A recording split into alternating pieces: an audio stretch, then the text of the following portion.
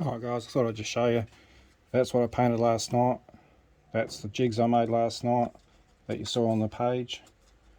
And they just clip in like that, spray it, cut it out, spray it, pop it out, job done. No real scratch on the art, on the paint at all, so I'm pretty happy with the results for that. So in the video you would have seen me rubbing around the mould with a rag.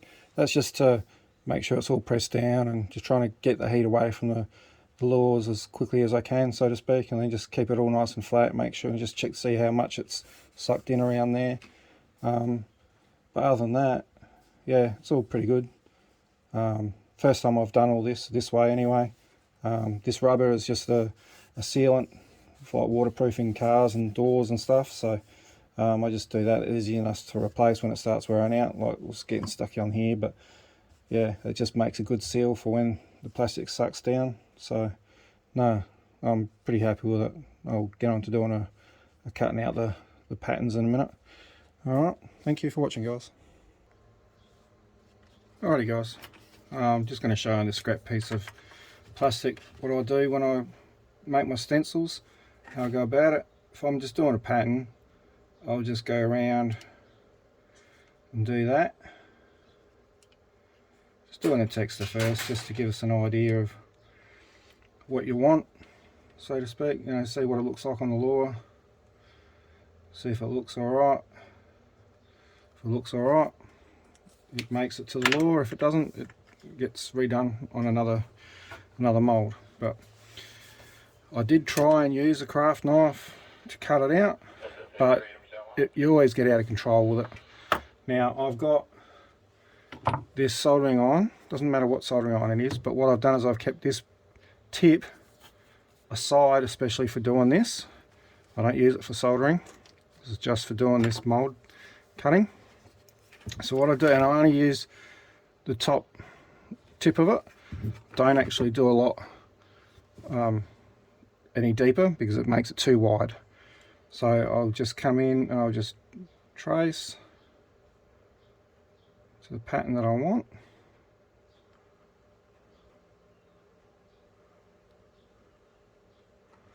Okay, and I'll do the same with this one. Don't always go all the way through on the first run, just in case of stuff like that where it just goes out sideways. Okay, done. With these, you got to be a bit more lenient with these. You know, you try and keep a nice pretty pattern, nice bends in it.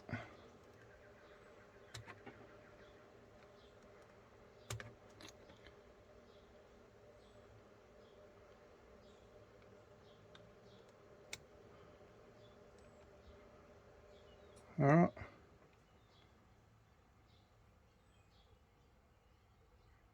Just take your time. If you get it right, these things will last for a while. Okay.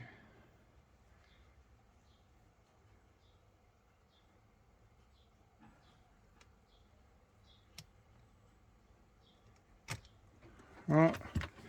Then I'll wait for that to cool down a bit. Then I'll just get the tip, poke it through. Now I've got a gap through there now. Same here. Down there. Just go over it once or twice.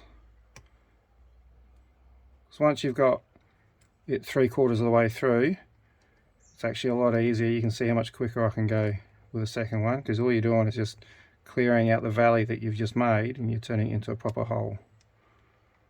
Right, that's it. That's it with that. Sometimes I will run a knife along the top of it to clean up the ridges that you've just created.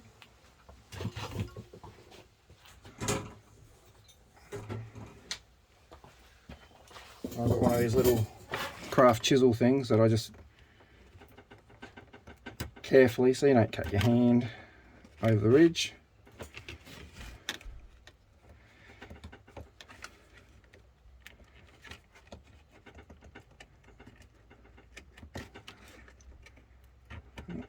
doesn't have to be pretty. You got to do both sides.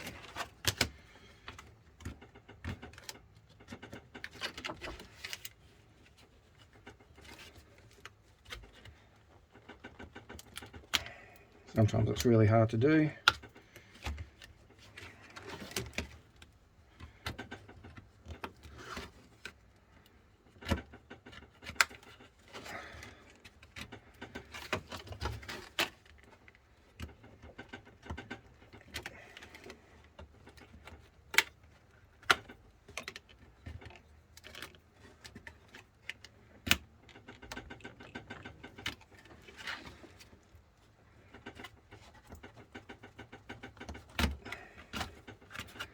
Alright, once I've got to that stage,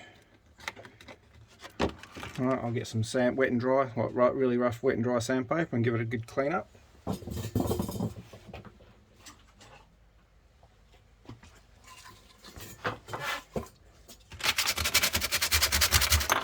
Also just gets rid of all the raised surfaces that you potentially scratch your paint on your lure.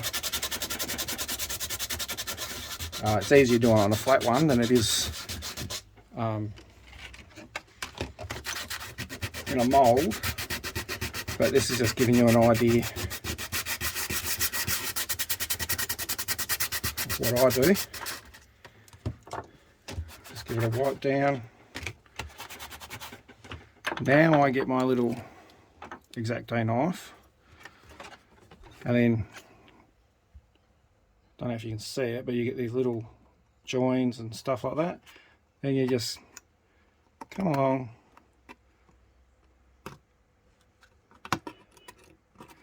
cut them out, tidy it up with your knife, give it another sand if you want.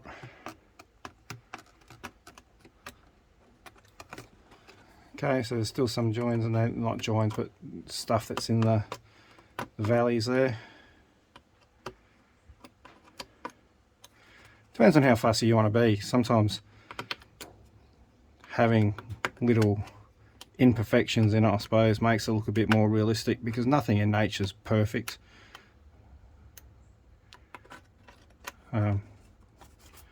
Alright, and if I'm not happy with that, I think there's still too much debris in there, I'll actually feed that in there and just give it a little rub.